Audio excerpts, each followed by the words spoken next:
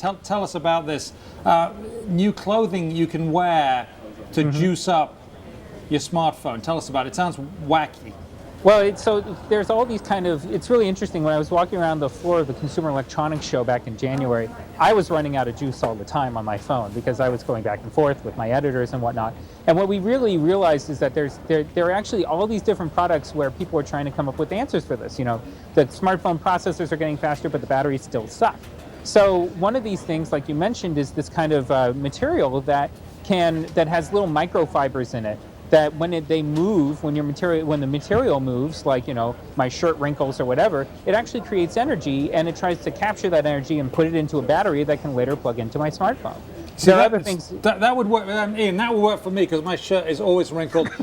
Rolf here, of course, is the essence of unwrinkled, so maybe it wouldn't work for him. Anyway, well, maybe. Do carry on. It depends.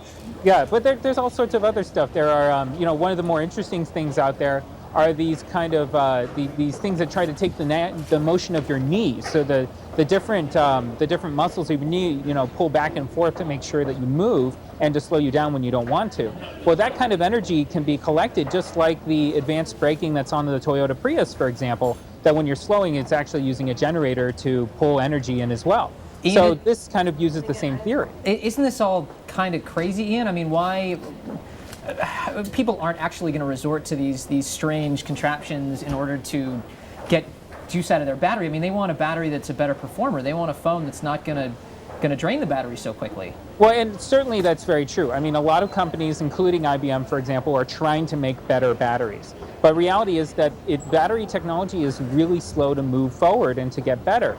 And so these are all kind of stopgap measures, and there are a bunch. There's one called the N-Power Peg, which uses up and down motions of a cylinder inside to create energy, and that's actually sold several thousand products. There are solar cells that you can buy at Costco that have, you know, they sold hundreds of thousands of them. Can you? And so it is a pogo stick, isn't it? That's what it is. It's a pogo stick you jump on. Ian, is there any hope that maybe with LTE coverage, one of the problems that we read about is that the reason your iPhone or your Android is draining the battery life is it's always looking for a network, especially with some of the new 4G phones where there's not a lot of coverage. I mean, is there hope that as that 4G coverage rolls out more widely, you won't drain the battery so quickly? Well, of course, and the same story was said, you know, 4 years ago when 3G was rolling out. It's true, but at the same time, I mean, I have, you know, my mobile device now, it's not 4G, and its battery still isn't, you know, enough to get me through a full 24 hours.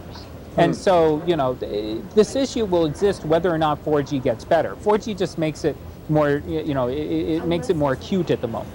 But, you know, it's worth noting that the military especially is putting a lot of effort into this type of stuff because they have walkie-talkies that they need to be able to be running for weeks on end without having to carry a lot of batteries. DARPA. So we have DARPA involved in this? That would be... I do remember the sort of the World War II movies where you have the phone and you have the handle on the side and you have to generate the power and then you can lift it up and do that. Well, maybe we'll get back to that. That seemed to work, didn't it? Do you remember that? You have to wind up. I mean, I saw Saving Private Ryan. I think that there you go. There you go. Absolutely. What about, more seriously, what about solar panels on the top of your smartphone? Wouldn't that work? You just hold that up to the sun and there you go. It beats down, creates juice.